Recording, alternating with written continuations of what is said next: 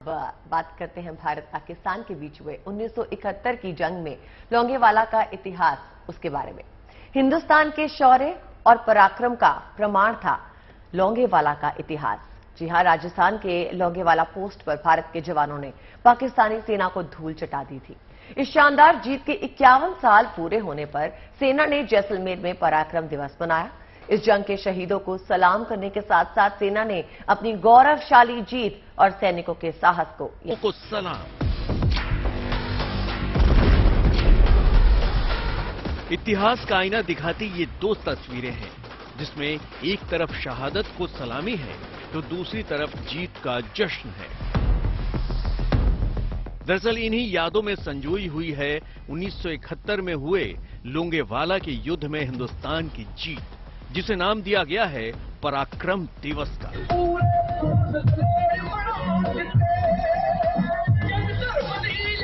राजस्थान के जैसलमेर में मौजूद सेना के जवानों का ये शौर्य उन शहीदों के सलामी के तौर पर है, जिन्होंने हिंदुस्तान की आन बान और शान की हिफाजत के लिए अपना सर्वोच्च बलिदान दिया।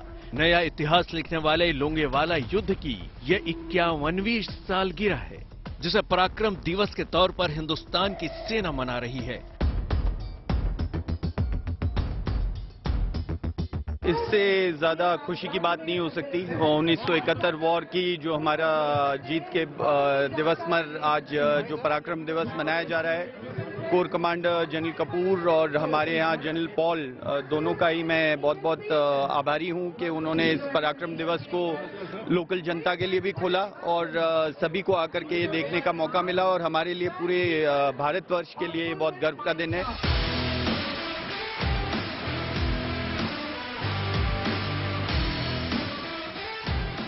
बुलेट के साथ तरह तरह के फॉर्मेशन बनाते इन जवानों का हौसला बताने के लिए काफी है कि सेना के जवान जब अपने हौसले के साथ उतरते हैं तो उनका हुनर और दुश्मन को मात देने का जुनून ही उनकी असली ताकत बन जाता है।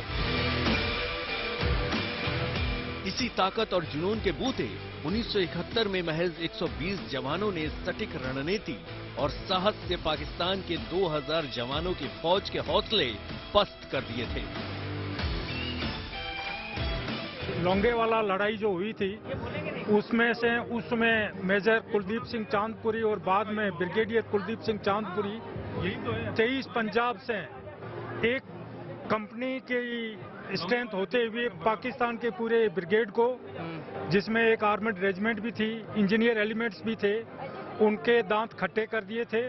और वो एक इतिहास बन चुका है जहां पर पाकिस्तान को इस बुरी तरह से पराजय का देखना पड़ा। लोंगेवाला की जंग पाकिस्तान की साजिशों का नतीजा था। बावजूद इसके हिंदुस्तान ने अपने सीमित संसाधनों में जिस तरह से पाकिस्तान को इसमें धूल चटाई, जिसकी निशानी आज भी बांग्लादेश के तौर पर दिखाई देती है, जो यकीनन पाकिस्तान के नापाक इरादों को करारा जवाब देने का अंजाम है।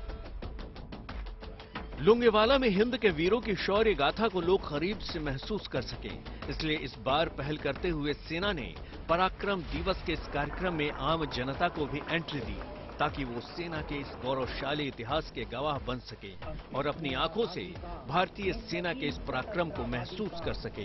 जाहिर है हिंदुस्तान की सेना के लिए हालात कभी चुनौती नहीं रहे, उसने हर मोर्चे पर खुद को साबित किया है। यही वजह है कि जब भी जश्न के ऐसे मौके आते हैं तो भारतीय सेना के जवान ढोल नगाड़ों के बीच अपने शौर्य का प्रदर्शन करते हैं, अपनी ताकत के दम पर आसमान की ऊंचाइयां छूते हैं। हिंदुस्तान के वीरों की ये जाबाजी देखने वाले दंग रह जाते हैं।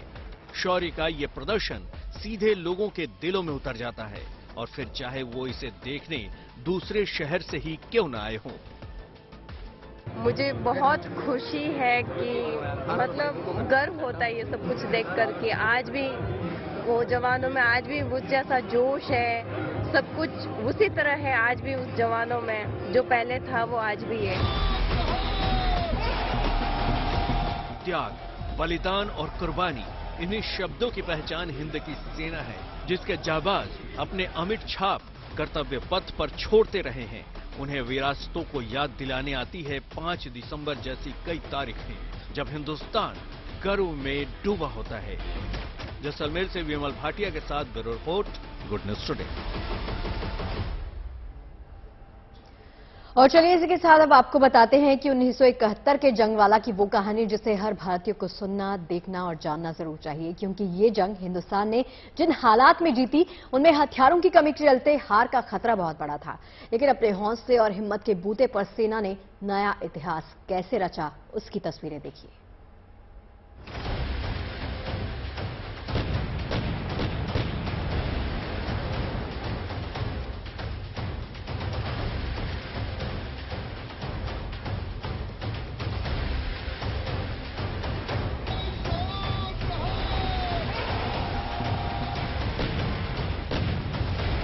जब पाकिस्तान को भागना पड़ा उल्टे पांव, जब पाक फौज के मंसूबों को हिंदुस्तानी सेना ने रोका, जब रेतीली धरती पर पाकिस्तान की साजिशें हुई ध्वस्त, जब 120 जवानों के जज्बे ने तोड़ दिया पाकिस्तान का हौसला,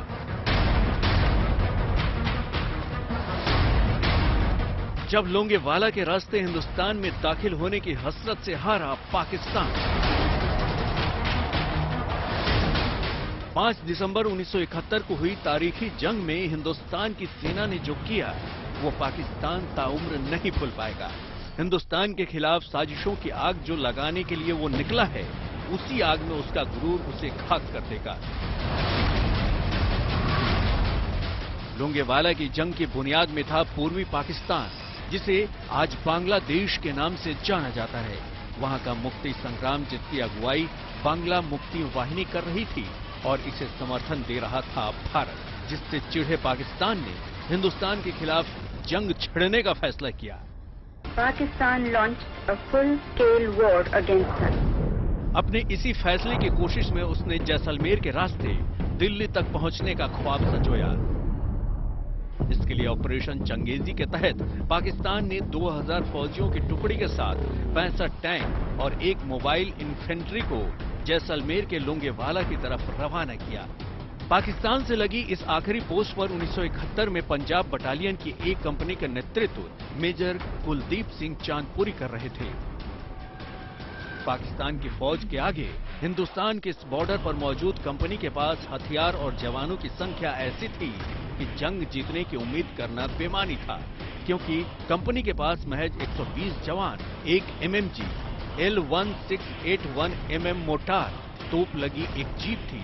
इसके अलावा 4 सिपाहियों वाला BSF का एक ऊंट दस्ता भी तैनात था। जाहिर है पाकिस्तान पूरी तैयारी से था। अपने धोखे का पहला वार उसने 3 दिसंबर को शाम 5:40 पर 11 एयरफील्ड्स पर हमले से किया। इधर सेना सतर्क तो थी, लेकिन उसे अंदाजा नहीं था कि रात तक हालात क्या होंगे। ऐसे में जंग की कोई रणनीति कितनी कारगर होती, तय कर पाना मुश्किल था। हालांकि मेजर कुलदीप सिंह ने 20 जवानों की पेट्रोलिंग टुकड़ी लेफ्टिनेंट धर्मवीर की अगुवाई में पिलर के पास भेजा। खबर मिली कि पाकिस्तान बड़ी फौज के साथ लोंगेवाला की तरफ बढ़ रहा है। ऐसे में मेजर कुलदीप सिंह ने एयरफोर्स से मदद मांगी। रात होने की वजह से सपोर्ट मिलना आसान नहीं था। ऐसे में अब 2 विकल्प बचे थे, या तो पाकिस्तान से मुकाबला किया जाए या फिर पोस्ट छोड़कर पीछे हटा जाए। लेकिन मेजर कुलदीप सिंह ने लड़ने का फैसला किया। उन्होंने एंटी टैंक माइंस का जाल बिछाया।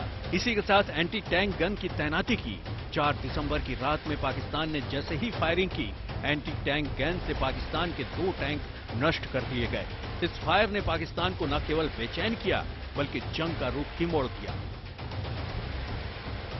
टैंक से उठ रही लपटों से पाकिस्तानी सेना साफ दिखने लगी। साथ ही पाकिस्तान को यह भ्रम हुआ कि पूरे इलाके में लैंड माइन्स बिछी है। इसके बाद भारतीय जवानों ने पाक फौज पर निशाना साधकर जो फायरिंग की, उससे पाकिस्तान घबरा गया। सुबह होने के साथ एयरफोर्स के लड़ाकू विमानों ने पाकिस्तान फौज के टैंकों को नष्ट करना शुरू कर दिया।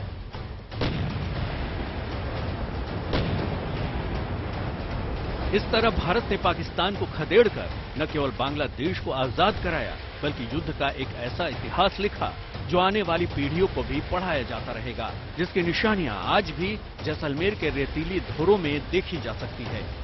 Bureau report. तो देखिए, भारतीय फौज के सामने पाकिस्तान ने किस तरह से घुटने टेके थे, उसकी तस्वीरें हमने आपको दिखाई गुड न्यूज टुडे के इस रिपोर्ट के जरिए।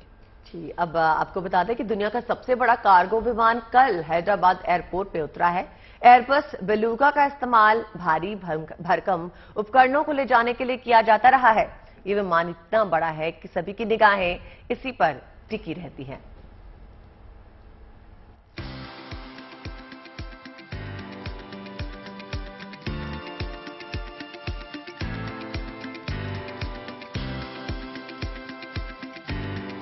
ये है आसमान में उड़ता हुआ अजूबा, व्हेल जैसी शक्ल और व्हेल जैसा ही विशाल। ये है दुनिया का सबसे बड़ा कार्गो विमान एयरबस बेलूगा। सोमवार को आसमान का ये बाहुबली हैदराबाद के राजीव गांधी इंटरनेशनल एयरपोर्ट का मेहमान बना। इस हवाई अजूबे को आसमान में उड़ता देख आंखों पर यकीन करना मुश्किल हो जाता है। शक्ल, सूरत और आकार में ये दूसरे विमानों से बिल्कुल अलग है। इसका डिजाइन बेलूगा व्हेल से प्रेरित है और इसी वजह से इसका नाम भी एयरबस बेलूगा रखा गया। बेलूगा व्हेल का सिर भी दूसरे व्हेल के मुकाबले काफी ऊंचा होता है। इस विमान की छत भी दूसरे विमानों के मुकाबले काफी ऊंची है। खास बात यह है कि यह छत भी सामने की तरफ से खुल जाती है। एयरबस बेलूगा का इस्तेमाल विशालकाय उपकरणों को एक जगह से दूसरी जगह ले जाने में किया जाता है। एयरबस बेलूगा से पहले दुनिया का सबसे बड़ा कार्गो प्लेन का खिताब एंटोनोव 225 को हासिल था, लेकिन यूक्रेन पर रूस के हवाई हमले के दौरान एंटोनोव 225 विमान नष्ट हो गया। अब एयरबस बेलूगा ही दुनिया का सबसे विशाल विमान बन गया। हैदराबाद एयरपोर्ट पर उतरने के बाद सभी की निगाहें एयरबस बेलूगा पर ही टिकी हैं, क्योंकि एविएशन की दुनिया में यह आधुनिक तकनीक की कामयाबी की मिसाल है। Bureau report, good news today. Rajasthan के पाली में लोक उत्सव की एक शानदार झलक आपको दिखाते हैं, जहां भगवान परशुराम की अमृत भारत रथ यात्रा निकाली है। इस दौरान शहर के लोगों ने झूमकर, नाचकर, गाकर, पुष्प वर्षा करके परशुराम के रथ का भव्य तरीके से स्वागत किया है। देखिए आप भी।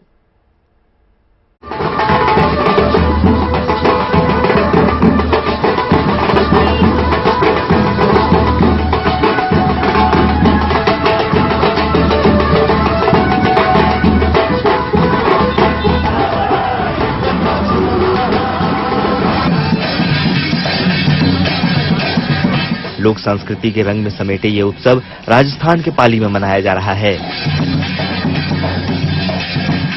यहाँ भगवान परशुराम की अमृत भारत रथ यात्रा का भव्य स्वागत किया गया। इस मौके पर साफा पहने महिलाएं झूमती गाती नजर आईं।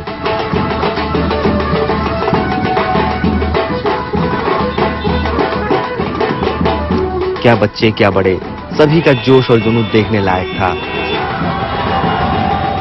भगवान परशुराम का ये रथ कोच्चीपुरम से रवाना हुआ था। महाराष्ट्र, गुजरात समेत कई राज्यों से होते हुए राजस्थान पहुंचा है।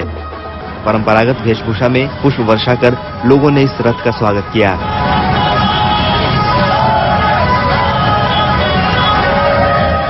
ये रथ जो आ रहा है भगवान परशुराम जी का, ये रथ कोच्चीपुरम से रवाना हुआ था, जो महाराष्ट्र, गुजरात होते हुए राजस्थान के बांसवाड़ा जिले से प्रवेश किया, जो कल उदयपुर और काकरोली था। आज काकरोली से पाली जिले में देसूरी होते हुए फालना बाली से पाली में प्रवेश किया है। अरुणाचल प्रदेश में विष्णु के छठे अवतार भगवान परशुराम की 51 फीट की पंच धातु से निर्मित 11 करोड़ की विशाल प्रतिमा लगाई गई है। इसी उद्देश्य से पूरे देश में परशुराम की अमृत भारत रथ यात्रा निकाली जा रही है। भारत भूषण जोशी, पाली, गुड न्यूज टुडे। और अब आपको लिए चलते हैं अहमदाबाद, जहां अध्यात्म, कला और संस्कृति का अनूठा संगम होने जा रहा है। मौका है स्वामी नारायण संस्था के गुरु प्रमुख स्वामी महाराज के जन्म शताब्दी समारोह का। यह समारोह 1 महीने तक चलने वाला है और इस समारोह के लिए भव्य तैयारियां की जा रही हैं। विशाल द्वार बनाए जा रहे हैं।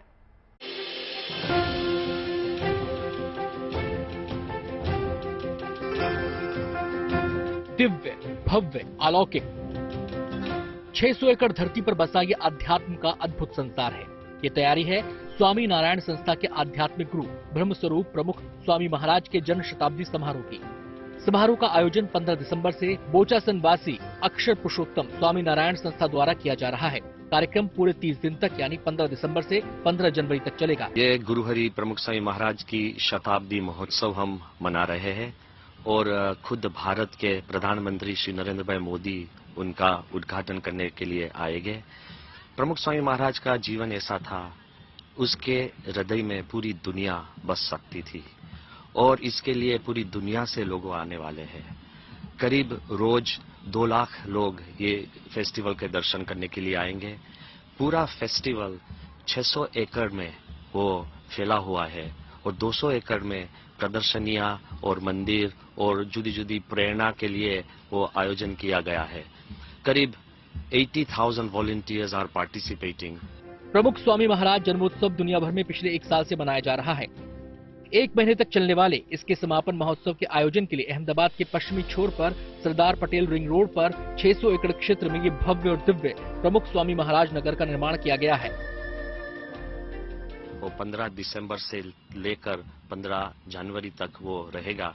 तो ये उत्सव इनके अंदर वो कुटुंबी की प्रेरणा भी मिलेगी, आदमी को खुद का जीवन कैसा अच्छा बनाए उसकी भी प्रेरणा मिलेगी। एक बड़ा अक्षरधाम का मॉडल भी इधर रखा गया है और पूरी दुनिया में से हमको प्रेरणा कैसी मिलती है, मगर main core value is spiritual and cultural inspiration. इसमें रोज शाम को बड़े बड़े प्रोग्राम्स भी होंगे, स्पिरिचुअल एंड कल्चरल। पूरे भारत में से साधु संत महात्मा भी इधर पधारेंगे और दुनिया भर से अच्छे अच्छे बड़े नेता जिसने ये समाज का और दुनिया में कुछ अच्छा किया है वो सब इधर आएंगे। ऐसा ये बड़ा उत्सव है। इस दिव्य समारोह के लिए अलग अलग क्षेत्रों में कुल 7 बड़े सजावटी प्रवेश द्वार बनाए गए हैं। एसपी रिंग रोड से दिखाई देने वाला ये मुख्य द्वार 280 फीट लंबा और 51 फीट ऊंचा है। इस द्वार में महान भारतीय संतों की मूर्तियां बनाई गई हैं। दूसरे 6 द्वारों की लंबाई 116 फीट और ऊंचाई 38 फीट है। बच्चों की सांस्कृतिक भूमि या बाल नगरी 17 एकड़ में फैली हुई है। प्रमुख स्वामी महाराज ने पूरी दुनिया में मानव उत्थान का अभियान चलाया। इस अभियान को जन जन तक पहुंचाने और अधिक से अधिक लोगों के जीवन को सफल बनाने के लिए ये भव्य आयोजन किया जा रहा है। Bureau report, good news today. अब बात करते हैं पेट्रोल डीजल के दामों की। पेट्रोल डीजल के दाम आजकल आसमान छू रहे हैं। ऐसे में फ्यूल एफिशिएंट व्हीकल डिमांड में है। इलेक्ट्रिक कार, स्कूटर्स, बाइक्स का दौर दस्तक दे रहा है। गुड न्यूज ये है कि इस दौर में गांव देहात का नौजवान भी अब पीछे नहीं। हम आपको देसी इनोवेशन का एक नमूना दिखाने जा रहे हैं जिसमें एक शख्स इलेक्ट्रिक जुगाड़ से फर्राटा भरता नजर आ रहा है। खास बात यह है कि इस इलेक्ट्रिक बाइक से 6 लोग सफर कर सकते हैं।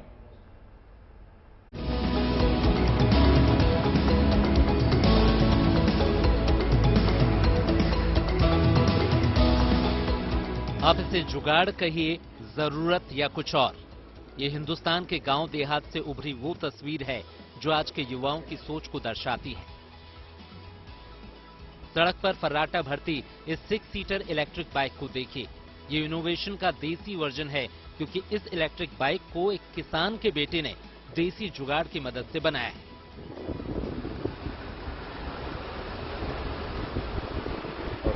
उत्तर प्रदेश के आजमगढ़ के लोहरा गांव के अशहद अब्दुल्ला की ये अनूठी इलेक्ट्रिक बाइक आजकल सोशल मीडिया पर छाई है। अब्दुल्ला की ये बाइक आनंद महिंद्रा सरीखी हस्तियों से भी तारीफ बटोर चुकी है। जी, इसके रॉ मटेरियल सबको मैंने जो है कबाड़ी से लेके बनाया हुआ है, तो इसकी कॉस्टिंग 10 से 12 हज़ार रुपए के करीब आई है। अच्छा, 10 से 12 हज़ार। और ये कितने देर की चार्ज में कितने देर चलती है? जी, ये इसको फास्ट चार्जिंग हम कर सकते हैं। 5 घंटे में ये चार्ज हो जाएगी फुल और 150 किलोमीटर चल सकती है। पूरे गांव को अब्दुल्ला की इस कोशिश पर नाज है। दावा किया जा रहा है कि एक बार फुल चार्ज करने पर इस बाइक के जरिए 6 लोग एक साथ 150 किलोमीटर तक का सफर कर सकते हैं। खास बात यह है कि इस अनूठी बाइक की लागत महज 10 से 12 हज़ार रुपए ही आई है। इस बाइक को बनाने वाले अब्दुल्ला चाहते हैं कि उनकी इस कोशिश का विस्तार हो। इनका ये भी कहना है कि इस अनूठी इलेक्ट्रिक बाइक में कुछ और फीचर्स जोड़े जा सकते हैं और इस शान की सवारी को और सुविधाजनक बनाया जा सकता है। Rajeev Kumar, Azamgarh, good news today.